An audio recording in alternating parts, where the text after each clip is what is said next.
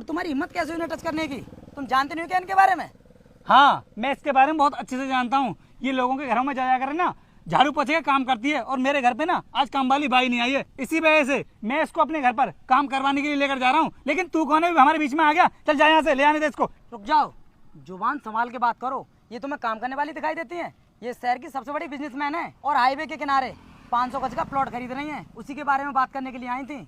Madam, उनसे बात हो गई है, कल वो प्लॉट तुम्हारे नाम पर रजिस्टर्ड हो जाएगा। क्या ये इस शहर की सबसे बड़ी बिजनेसमैन है और हाईवे के किनारे 500 गज का प्लॉट खरीद रही है?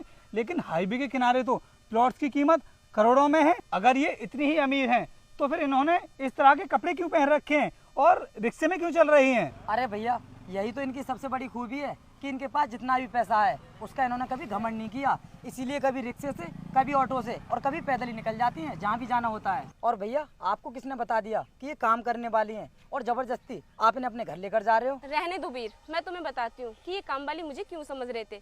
क्योंकि मैंने साड़ी जो पहन रखी है, इनके नजरिए से जिस औरत ने साड़ी पहन रखी होगी वो काम वाली बाई ही होगी। नहीं नहीं मैडम, ऐसी बात नहीं है। मैं मानता हूँ मुझसे गलती हुई है, मैं आपको पहचान नहीं पाया। मुझे लगा था कि आपने साड़ी पहन रखी है तो आप काम करने वाली बाई ही होंगी, इसीलिए मैंने आपसे ये सब बोल दिया। मैडम, मैंने आपके साथ में जो भी बदतमीजी की है मैं उसके लिए बहुत शर्मिंदा हूँ। प्लीज मुझे माफ कर दीजिए। कितना पैसा है तुम्हारे पास जो तुम मुझे घमंड दिखा रहे थे? अब बताओ मुझे। अरे मैडम, मैं तो आपके सामने कुछ भी नहीं हूँ।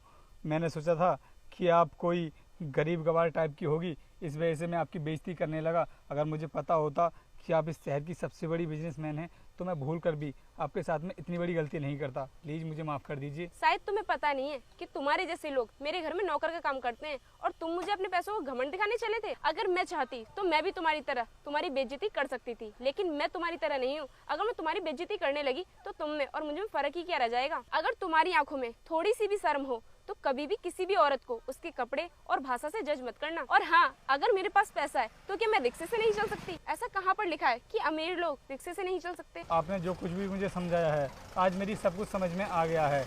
मैं आगे से ना किसी की भी इस तरह से बेइज्जती नहीं करूंगा। और मैडम, मुझे तो ऐसा लगा था कि जिन लोगों के पास में पैसा होता है वो तो बड़ी बड़ी गाड़ियों से ही चलते होंगे, लेकिन आज आपकी सादगी को देखकर मुझे आपके ऊपर ना बहुत गर्व हो रहा है कि इतना पैसा होने के बावजूद भी आप इस मामूली सी रिक्शे से चल रही हैं। इंसान चाहे अपनी जिंदगी में कितना भी आगे क्यों ना बढ़ जाए, लेकिन कभी भी उसको अपना बीता हुआ कल नहीं भूलना चाहिए। मैंने अपनी जिंदगी में बहुत मेहनत की है, तब जाकर आज इस मुकाम पर पहुंची हूँ। और बस इसी वजह से मैं अपने पैसों को कभी घमंड नहीं दिखाती हूँ। और अब मुझे लगता है कि मेरी ये बातें तुम्हारे समझ में आ गई होंगी, तो आगे से कभी भी किसी के साथ ऐसा मत करना। अब जाओ यहाँ से। मैडम, ये लीजिए, आप इस फाइल में साइन कर दीजिए।